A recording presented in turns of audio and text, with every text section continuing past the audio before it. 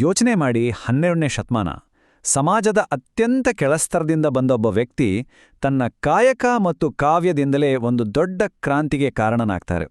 ಅವರೇ ಮಡಿವಾಳ ಮಾಚಿದೇವರು. ವೃತ್ತಿಯಿಂದ ಅಗಸ, ಆದರೆ ಪ್ರವೃತ್ತಿಯಿಂದ ಒಬ್ಬ ಮಹಾನ್ ಶರಣ ಮತ್ತು ವಚನಕಾರ. ಆದರೆ ಒಂದು ಪ್ರಶ್ನೆ ಬರುತ್ತೆ ಅಲ್ವಾ, ಒಬ್ಬ ಸಾಮಾನ್ಯ ಅಗಸ ಅಂದಿನ ಕಾಲದ ಎಲ್ಲ ಕಟ್ಟುಪಾಡುಗಳನ್ನ ಮೀರಿ ಒಬ್ಬ ಕ್ರಾಂತಿಕಾರಿ ಸಂತ ಕವಿಯಾಗಿ ರೂಪುಗೊಂಡಿದ್ದು ಹೇಗೆ ಸಾಧ್ಯ? ಬನ್ನಿ ಇದರ ಹಿಂದಿರೋ ಕಥೆಯನ್ನ ವಿವರವಾಗಿ ನೋಡೋಣ. ಇದನ್ನ ಅರ್ಥ ಮಾಡ್ಕೋಬೇಕು ಅಂದ್ರೆ ನಾವು ಮೊದಲು ಆ ಕಾಲಕ್ಕೆ ಹೋಗ್ಬೇಕು. ಅಂದ್ರೆ 12ನೇ ಶತಮಾನದ ಕರ್ನಾಟಕಕ್ಕೆ. ಆಗಿನ ಸಮಾಜ ಹೇಗಿತ್ತು, ಅದಕ್ಕೆ ಅಂಟಿಕೊಂಡಿದ್ದ ಕಳಂಕಗಳು ಯಾವುವು ಅಂತ ನೋಡೋಣ. ಆ ಕಾಲದ ಸಮಾಜ ಅಕ್ಷರಶಃ ಶೋಷಣೆಯಿಂದ ತುಂಬಿ ಹೋಗಿತ್ತು. ಎಲ್ಲೆಲ್ಲೂ ಹುಟ್ಟಿನ ಆಧಾರದ ಮೇಲೆ ತಾರತಮ್ಯ ಮಾಡುವ ಕಠಿಣ ಜಾತಿ ವ್ಯವಸ್ಥೆ, ಧರ್ಮದ ಹೆಸರಲ್ಲಿ ಅರ್ಥವಿಲ್ಲದ ಹಿಂಸಾತ್ಮಕ ಆಚರಣೆಗಳು, ಹೆಣ್ಣು ಮಕ್ಕಳಿಗಂತೂ ಯಾವುದೇ ಸ್ಥಾನಮಾನ ಇರಲಿಲ್ಲ. ಸಾಹಿತ್ಯವೋ ಅದು ಕೇವಲ ಕೆಲವರಿಗೆ ಸೀಮಿತವಾಗಿತ್ತು. ಹೀಗೆ ಸಮಾಜಕ್ಕೆ ಅಂಟಿಕೊಂಡಿದ್ದ ಕೊಳೆಯನ್ನ ತೊಳೆಯುವ ಅವಶ್ಯಕತೆ ತುಂಬಾ ಇತ್ತು.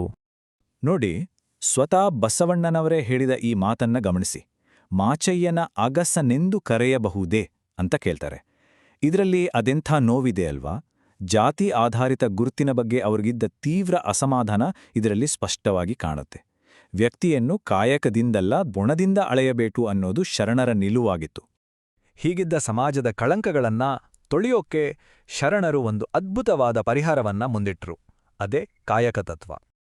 ಕಾಯಕ ಅಂದ್ರೆ ಕೆಲಸವೇ ಪೂಜೆ. ಸರಳವಾಗಿ ಹೇಳೋದಾದ್ರೆ, ನೀವು ಯಾವುದೇ ಪ್ರಾಮಾಣಿಕ ಕೆಲಸವನ್ನ ಶ್ರದ್ಧೆಯಿಂದ ಮಾಡಿದ್ರೆ ಅದು ದೇವರಿಗೆ ಸಲ್ಲಿಸುವ ಸೇವೆಗೆ ಸಮ ಅಂತ. ಇದು ಕೇವಲ ಒಂದು ಫಿಲಾಸಫಿ ಆಗಿರಲಿಲ್ಲ, ಬದಲಿಗೆ ಅಂದಿನ ಸಮಾಜದ ಬೇರುಗಳನ್ನೇ ಅಲುಗಾಡಿಸಿದ ಒಂದು ಕ್ರಾಂತಿಕಾರಿ ವಿಚಾರವಾಗಿತ್ತು. ನೋಡಿ, ಈ ವ್ಯತ್ಯಾಸವನ್ನ ಗಮನಿಸಿ. ಒಂದು ಕಡೆ ಸಾಂಪ್ರದಾಯಿಕ ದೃಷ್ಟಿ. ಇಲ್ಲಿ ಕೆಲಸ ಅಂದ್ರೆ ಅದು ಕೆಳಜಾತಿಯ ಸಂಕೇತ. ಆದ್ರೆ ಶರಣರ ದೃಷ್ಟಿಯಲ್ಲಿ ಅದೇ ಕೆಲಸ ದೈವತ್ವಕ್ಕೆ ದಾರಿ. ಅಶುದ್ಧ ಅಂತ ಕರೆಸ್ಕೊಳ್ತಿದ್ದ ವೃತ್ತಿಗಳೇ ಪವಿತ್ರವಾದವು. ದೈನಂದಿನ ದುಡಿಮೆಯೇ ಒಂದು ರೀತಿಯ ಆಧ್ಯಾತ್ಮಿಕ ಸಾಧನೆಯಾಗಿ ಬದಲಾಯಿತು. ಇದಕ್ಕಿಂತ ದೊಡ್ಡ ಕ್ರಾಂತಿ ಬೇಕಾ? ಈ ಕಾಯಕ ತತ್ವಕ್ಕೆ ಮಾಚಿದೇವರ ಬದ್ಧತೆ ಎಷ್ಟರ ಮಟ್ಟಿಗಿತ್ತು ಗೊತ್ತಾ? ಅವರು ರಾಜಿ ಅನ್ನೋ ಮಾತನ್ನೇ ಒಪ್ತಿರ್ಲಿಲ್ಲ. ನೋಡಿ, ಅವರು ಕೇವಲ ಸಹಶರಣರ ಬಟ್ಟೆಗಳನ್ನೇ ಒಗೆಯುವ ವ್ರತ ಮಾಡಿದ್ರು. ಅಷ್ಟೇ ಅಲ್ಲ, ಬೇರೆಯವರು ತಮ್ಮ ಮಡಿ ಬಟ್ಟೆಗಳನ್ನ ಮುಟಬಾರದು ಅಂತ ಎಚ್ಚರಿಸಕ್ಕೆ ವೀರ ಘಂಟೆ ಬಾರಿಸ್ತಾ ಇದ್ರು. ಜೊತೆಗೆ ತಮ್ಮ ತತ್ವಗಳ ರಕ್ಷಣೆಗೆ ಸೊಂಟದಲ್ಲಿ ಕಠಾರಿ ಕೂಡ ಇಟ್ಕೊಂಡಿದ್ರು. ಅಂದ್ರೆ ಅವರ ಪಾಲಿಗೆ ಕಾಯಕ ಅನ್ನೋದು ಕೇವಲ ವೃತ್ತಿಯಾಗಿರಲಿಲ್ಲ, ಅದೊಂದು ವ್ರತವಾಗಿತ್ತು. ಸರಿ, ಮಾಚಿದೇವರು ತೊಳೆಯುತ್ತಿದ್ದುದು ಕೇವಲ ಬಟ್ಟೆಯ ಮೇಲಿನ ಕಳಂಕಗಳನ್ನ ಮಾತ್ರನಾ? ಖಂಡಿತ ಇಲ್ಲ. ಅವರು ತಮ್ಮ ವಚನಗಳ ಮೂಲಕ ಸಮಾಜದ, ನಮ್ಮೆಲ್ಲರ ಮನಸ್ಸಿನ ಕಳಂಕಗಳನ್ನೂ ತೊಳೆಯೋಕೆ ಪ್ರಯತ್ನಪಟ್ರು. ಅವರ ವೃತ್ತಿಯೇ ಅವರ ಕಾವ್ಯಕ್ಕೆ ಒಂದು ಅದ್ಭುತವಾದ ರೂಪಕವಾಯಿತು. ಮಾಚಿದೇವರ ವಚನಗಳ ಶಕ್ತಿ ಅಡಗಿರೋದೇ ಇಂತಹ ನೇರವಾದ, ಚುಚ್ಚುವಂತಹ ಮಾತುಗಳಲ್ಲಿ. ಮನವು ಶಿವನ ಮುಟ್ಟದ ತನುವಿನಿಂದ ಏನು ಪ್ರಯೋಜನ ಅಂತ ಕೇಳ್ತಾರೆ. ಆಂತರಿಕ ಶುದ್ಧಿ ಇಲ್ಲದೆ ಮಾಡೋ ಬಾಹ್ಯ ಆಚರಣೆಗಳು ಭಿಕ್ಷುಕನ ಕೈಯಲ್ಲಿರುವ ಒಡೆದ ಮಡಕೆಯ ಹಾಗೆ ಸಂಪೂರ್ಣ ನಿಷ್ಪ್ರಯೋಜನಕ ಅಂತ ಎಷ್ಟು ಸರಳವಾಗಿ ಹೇಳಿದ್ದಾರೆ ನೋಡಿ. ಇದೇ ಮಾಚಿದೇವರ ಜೀವನದ ಸಾರ. ದ್ವಿಮುಖ ಶುದ್ಧೀಕರಣ. ಒಂದು ಕಡೆ ದೈಹಿಕ ಶುದ್ಧೀಕರಣ, ಅಂದ್ರೆ ತಮ್ಮ ವೃತ್ತಿಯ ಮೂಲಕ ಬಟ್ಟೆಗಳ ಕೊಳೆಯನ್ನ ತೊಳೆಯುವುದು. ಇನ್ನೊಂದು ಕಡೆ ತಮ್ಮ ವಚನಗಳ ಮೂಲಕ ಅಹಂಕಾರ, ಕಪಟ, ಸುಳ್ಳು ಭಕ್ತಿಯಂತಹ ನಮ್ಮ ಆತ್ಮದ ಕೊಳೆಯನ್ನ ತೊಳೆಯುವ ಆಧ್ಯಾತ್ಮಿಕ ಶುದ್ಧೀಕರಣ. ಅವರ ಕೆಲಸ ಮತ್ತು ಕವಿತೆ ಎರಡೂ ಒಂದೇ ಗುರಿಯನ್ನ ಹೊಂದಿದ್ವು. ಹಾಗಾದ್ರೆ ಮಾಚಿದೇವರ ಪ್ರಕಾರ ಅಶುದ್ಧ ಅಥವಾ ಭವಿ ಅಂದ್ರೆ ಯಾರು? ನೋಡಿ, ಇಲ್ಲೇ ಇದೆ ಕ್ರಾಂತಿ. ಹುಟ್ಟಿನಿಂದ ಯಾರೂ ಅಶುದ್ಧರಲ್ಲ ಅಂತ ಅವರು ಸ್ಪಷ್ಟವಾಗಿ ಹೇಳ್ತಾರೆ. ಬದಲಿಗೆ ಯಾರು ಅನ್ಯಾಯವನ್ನ ನೋಡಿ ಸುಮ್ಮನಿರ್ತಾರೋ, ಯಾರು ಸತ್ಯವನ್ನ ಒಪ್ಪಿಕೊಳ್ಳೋದಿಲ್ವೋ, ಮತ್ತು ಯಾರು ತಮ್ಮ ಭಕ್ತಿಯ ಬಗ್ಗೆ ತಾವೇ ಗೊಪ್ಪಗ ಹೇಳಿಕೊಳ್ತಾರೋ ಅವರೇ ನಿಜವಾದ ಭವಿಗಳು. ಅಂದ್ರೆ ಶುದ್ಧಿಯ ಪರಿಕಲ್ಪನೆಯನ್ನೇ ಹುಟ್ಟಿನಿಂದ ನೈತಿಕತೆಗೆ ವರ್ಗಾಯಿಸ್ಬಿಟ್ರು. ಹಾಗಾದ್ರೆ ಮಾಚಿದೇವರ ಈ ದಿಟ್ಟ ನಿಲುವು, ಈ ತತ್ವಗಳು ನಮಗೆಲ್ಲ ಬಿಟ್ಟು ಹೋದ ಶಾಶ್ವತ ಪರಂಪರೆ ಏನು? ಸ್ವತಃ ಬಸವಣ್ಣನವರೇ ಮಾಚಿದೇವರ ಬಗ್ಗೆ ಹೇಳಿದ ಈ ಮಾತುಗಳನ್ನ ಕೇಳಿ.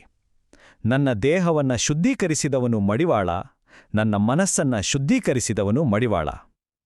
ಅಬ್ಬಾ, ಇದು ಕೇವಲ ಒಂದು ಹೊಗಳಿಕೆಯ ಮಾತಲ್ಲ. ಇಡೀ ಶರಣ ಚಳುವಳಿಯ ನೈತಿಕತೆಯನ್ನ ಕಾಪಾಡುವಲ್ಲಿ ಮಾಚಿದೇವರ ಪಾತ್ರ ಎಂಥ ದೊಡ್ಡದಿತ್ತು ಅನ್ನೋದಕ್ಕೆ ಇದಕ್ಕಿಂತ ದೊಡ್ಡ ಸಾಕ್ಷಿ ಬೇಕಿಲ್ಲ. ಇವತ್ತು ನಮಗೆ ಮಾಚಿದೇವರು ಬರೆದ ಸುಮಾರು 345 ವಚನಗಳು ಮಾತ್ರ ಸಿಕ್ಕಿವೆ. ಯೋಚಿಸಿ, ಈ 345 ವಚನಗಳೇ ಇಷ್ಟು ಶಕ್ತಿಯುತವಾಗಿವೆ ಅಂದ್ರೆ ಕಲ್ಯಾಣ ಕ್ರಾಂತಿಯ ನಂತರ ನಾವು ಕಳೆದುಕೊಂಡ ಜ್ಞಾನದ ಸಂಪತ್ತು ಎಷ್ಟೊಂದು ಅಗಾಧವಾಗಿರಬೇಡು ಅಲ್ವಾ? ಕೊನೆದಾಗಿ ಹೇಳೋದಾದ್ರೆ ಮಾಚಿದೇವರ ಪರಂಪರೆ ಅಂದ್ರೆ ಏನು? ಅದು ಮಾತು ಮತ್ತು ಕೃತಿಯ ಒಂದು ಪರಿಪೂರ್ಣ ಸಂಗಮ. ತಾವು ನುಡಿದಂತೆಯೇ ನಡೆದ, ತಮ್ಮ ಕೆಲಸವನ್ನೇ ತಮ್ಮ ನಂಬಿಕೆಯ ಅತ್ಯುನ್ನತ ರೂಪ ಅಂತ ಬದುಕಿ ತೋರಿಸಿದ ಮಹಾನ್ ವ್ಯಕ್ತಿಯವರು. 12ನೇ ಶತಮಾನದಲ್ಲಿ ಮಾಚಿದೇವರು ಸಮಾಜದ ಕಳಂಕಗಳನ್ನ ತೊಳೆಯೋಕೆ ಹೋರಾಡಿದ್ರು. ಹಾಗಾದ್ರೆ ಇವತ್ತಿನ ನಮ್ಮ ಜಗತ್ತಿನಲ್ಲಿ ನಾವು ನಮ್ಮ ಸುತ್ತಮುತ್ತ, ನಮ್ಮ ಸಮಾಜದಲ್ಲಿ, ಅಷ್ಟೇಕೆ ನಮ್ಮಲ್ಲೇ ತೊಳೆಯಬೇಕಾದ ಕಳಂಕಗಳು ಯಾವುವು? ಇದೊಂದು ನಾವು ನಮ್ಮನ್ನೇ ಪ್ರಾಮಾಣಿಕವಾಗಿ ಕೇಳಿಕೊಳ್ಳಬೇಕಾದ ಪ್ರಶ್ನೆ.